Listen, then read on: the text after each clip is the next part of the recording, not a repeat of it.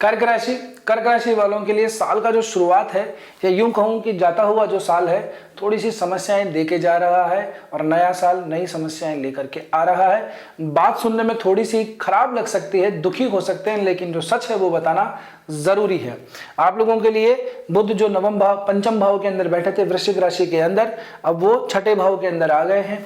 सूर्य, बुध, शुक्र और मंगल, ये चार ग्रह जो हैं आप लोगों के छठे भाव के अंदर आ गए हैं। साथ ही में गुरु का भी जो स्थान है वो बहुत बढ़िया नहीं है, 12वें भाव के अंदर बैठे हुए हैं।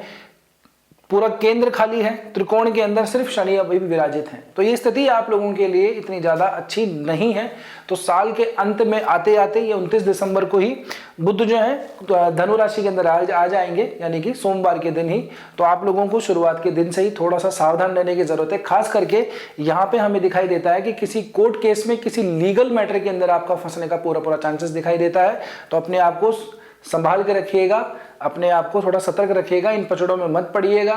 थाने कोर्ट कचहरी के चक्कर काटे जा सकते हैं, तो कृपया करके इन चीज़ों से दूर रहिएगा। गाड़ी वगैरह थोड़ा सा आराम से चलाइएगा और ड्रिंक वगैरह करके भी मत कीजिएगा। हो सकता है कि आपकी गाड़ी जब्त हो जाए, आपको बेवजह जो है परेशानी उठानी पड़े। अब हम बात करते हैं एक एक करके। सबसे पहले आपके बिजनेस की। तो व्यापार भाव का स्वामी शनि बनता है आपके लिए, अभी जो है अपने भाव से तीसरे बैठा हुआ है। शनि के साथ में 29 दिसंबर को चंद्रमा भी यहाँ पे गोचर करेंगे, ठीक है ना। और 29 दिसंबर को ही बुध जो है आप लोगों के लिए छठे भाव में आ जाएंगे। व्यापार की दृष्टि से देखें तो कोई बहुत बड़ा अच्छा खासा योग नहीं बनता। हाँ, राशि का नवम भाव के अंदर जो ग्रह बैठा है उसके साथ में युति बना लेना। हालांकि शनि और चंद्रमा की ये जो युति है ये अपने आप के अंदर एक तरह का विष योग बना देती है। जी हाँ, तो ये भाव जो है अभी वर्तमान के अंदर तो आप लोगों के लिए व्यापार के लिए इतना मैं ये नहीं कहूँगा कि अच्छा रहेगा। हाँ, उसके बाद में जैसे मंडे जाएगा तो मंगलवार, बुधवार यानी कि 30 दिसंबर और 31 दिसंबर का दिन जो है आप लोगों के लिए फिर भी शुभदायी है, लाभदायी है, क्योंकि पंचम भाव का स्वामी और दशम भाव का स्वामी मंगल बनता है और उसी की राशि के अंदर मेष राशि में चंद्रमा आ जाएंगे। चंद्रमा केंद्र में होंगे तो आप लोगों के लिए ये स्थिति थोड़ी ठीक रहेगी। काम धाम थोड़ा सा ठीक रहेगा, व्यापार में भी थोड़ा बहुत जो है उठान रहेगा, डाउन नहीं होगा। 29 दिसंबर की बात है, बाकी चिंता करने की जरूरत नहीं है। उसके बाद में 1 जनवरी और 2 जनवरी का समय आएगा।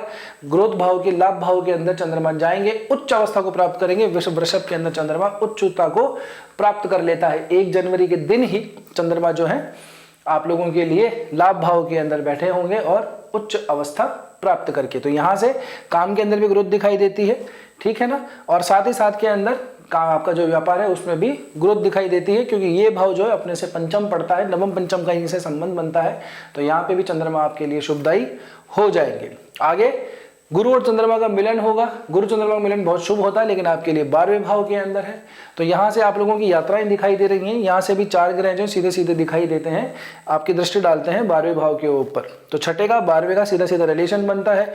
दोनों जो ग्रह हैं, ठीक है ना, इसकी राशि के अंदर बुध बैठा है और गुरु की राशि में बुध बैठे हैं और बुध की राशि में गुरु बैठे हैं, आपस में राशि परिवर्तन करके बैठे हैं, समसप्तक होकर के बैठे हैं। तो यहाँ से दिखाई दे रहा है कि आप लोगों को थोड़ा सा यात्रा वगैरह करनी पड़ सकती है। काम से संबंधित भी आपको यात्राएं हो सकती हैं। हो सकता है कि कंपनी की तरफ से कोई टूर वगैरह चला जाए।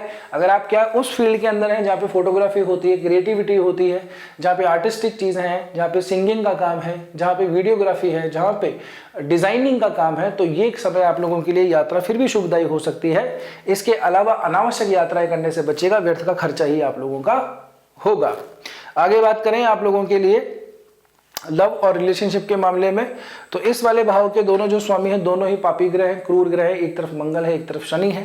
शनि की पोजीशन तो चलो फिर भी मैं कह सकता हूं कि नवम भाव के अंदर बैठा हुआ है। हालांकि ये इनका नैसर्गिक कारकत्व नहीं है 9वें भाव का शनि के पास में, लेकिन फिर भी सप्तम का स्वामी नवम में बैठा है। अपनी तरह से तो ये बैठी हुई पोजीशन तो ठीक है, लेकिन मंगल की पोजीशन जो है आप लोगों के लिए छठे भाव के अंदर पड़ती है। छठा भाव जो है मंगल के लिए वैसे तो यहाँ पे कारक बन जाते हैं, दिग्बली हो जाते हैं, लेकिन प्रेम वाले प्रसंग के मामले में ठीक नहीं है। तो हो सकता है कि आप लोगों के लिए थोड़ा सा क्या है कि वो एक रेबेलियन स्वरूप आप लोगों के अंदर आ जाए, है ना, विद्रोही टाइप का आप लोगों के अंदर आ जाए कोई स्वरूप, आपका किसी बात से मतांतर हो जाए जिससे बात आगे बढ़ जाए। तो अपने पार्टनर से संयम से बात कीजिएगा, अपने क्रोध को, अपने एटीट्यूड को, अपने एरोगेंस को साइड में रखिएगा, क्योंकि सूर्य मंगल की जो युति है व्यक्ति के अंदर तेज उत्साह तो देती ही है, लेकिन साथ साथ में एरोगेंस भी दे देती है।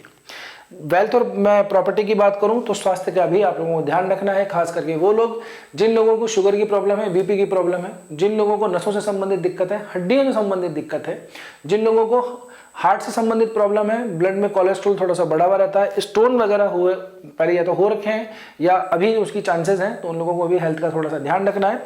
हेल्थ वाइज भी ये समय आप लोगों के लिए इतना ज़्यादा पॉजिटिव नहीं है, क्योंकि 8वें में भी राहु बैठा हुआ है, तो ये स्थिति जो है स्वास्थ्य को लेकर के बहुत ज़्यादा चिंताजनक है। इसलिए मैं कह रहा हूँ घूमने फिरने जाए तो अनावश्यक मत जाइएगा और अनावश्यक एडवेंचर तो बिल्कुल नहीं करना है, नहीं तो खतरा जो है सामने खड़ा हुआ दिखाई देता है। अपने स्वास्थ्य का थोड़ा सा ध्यान रखिएगा, ऐसी खतरनाक जगह पे मत जाइएगा, रिस्क मत लीजिएगा, नहीं तो चोट वगैरह आपको लग सकती है, घटना जो है बड़ी दुर्घटना में भी बदल सकती है। आगे मैं बात करूं आप लोगों के लिए प्रॉपर्टी वगैरह के लिए, तो ये समय ठीक नहीं है आपके लिए कुछ प्रॉपर्टी वगैरह खरीदने का, क्योंकि स्वामी जो है यहाँ का एक तो षडाष्टक संबंध बनाता है, यहाँ से 3/11 का संबंध बनाता है, तो प्रॉपर्टी वगैरह के लिए भी ये समय ठीक नहीं है।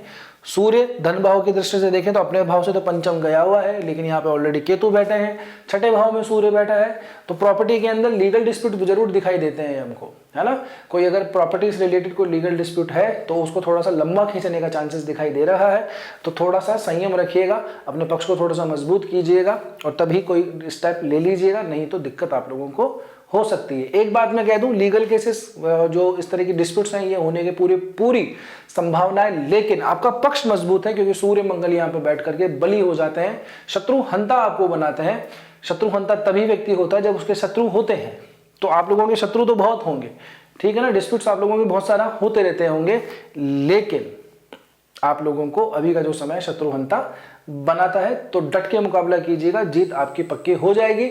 और कोई विशेष उपाय चाहिए तो देखिए व्यक्ति का लग्न क्या है ये बहुत ज़रूरी है, उसकी दशा महादशा क्या चल रही है ये भी जानना बहुत ज़रूरी है, ठीक है। उसके बाद ही हम किसी कुंडली का व्यक्तिगत रूप से ठीक से विश्लेषण कर सकते हैं। तो यदि आप चाहते हैं अपनी कुंडली का विश्लेषण करवाना तो व्हाट्सअप नंबर दिए हुए हैं, वेबसाइट का एड्रेस दिया हुआ है, आप कहीं पर भी जा करके अपना अपॉइंटमेंट बुक करवा सकते हैं, ठीक है। वैसे सामान्य रूप से बता दूं, ऐसे समय में जो है दुर्गा सप्तशती के पाठ कर लेने चाहिए अगर कोई बड़ी प्रॉब्लम है तो, ठीक है ना।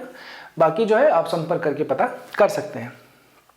आगे बात करूं मैं आप लोगों के लिए किसी बढ़िया से उपाय की, तो चिंता मत कीजिए, जल्द ही आप लोगों के पास में एक वीडियो पहुंचेगा जहां पे कर्क राशि वालों के लिए साल के अंदर बड़े 5 या 3 ऐसे स्ट्रॉन्ग उपाय दिए जाएंगे जो पूरी साल भर ही करेंगे, तो आप लोगों को बहुत लाभ होगा। साल की शुरुआत में ही आप लोगों की विजय पक्की होगी, इस साल का शुरुआत ही आप लोगों के हाथ में आ जाएगा।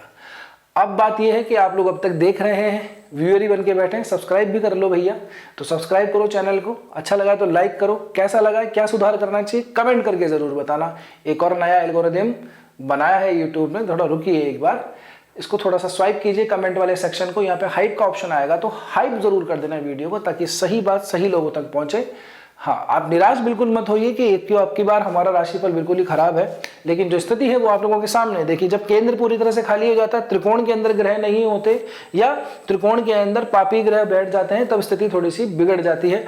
एक जगह खराब भाव के अंदर ग्रहों का जमावड़ा हो जाए तब भी स्थिति थोड़ी सी बिगड़ सकती है, तो आप लोगों के लिए थोड़ा सा सावधानी का समय, सोच विचार करके काम कीजिएगा। आप लोगों को वैसे भी कंसंट्रेशन की प्रॉब्लम रहती है, मूड बहुत स्विंग होते हैं आप लोगों के कर्क राशि वालों के, तो अपने चित्त को थोड़ा सा कंट्रोल कीजिएगा, प्रण लीजिए, कोशिश कीजिए कि साल की शुरुआत से ही मेडिटेशन करना शुरू कर दीजिए, आपको बहुत रिलीफ मिलेगा। इसमें ना पैसा मिल लग रहा है, ना कोई आप लोगों को किसी से कोई कंसल्ट करने की ज़रूरत है, तो आप लोग बस इतना काम कीजिए, मेडिटेशन शुरू कीजिए, 10 मिनट से शुरू कीजिए, आपका काम हो जाएगा, ठीक है। तो मिलते हैं अगले वीडियो में, तब तक के लिए स्वस्थ रहिए, मस्त रहिए, अपना और अपना को ध्यान रखिए। जय श्री कृष्ण, जय श्री राम।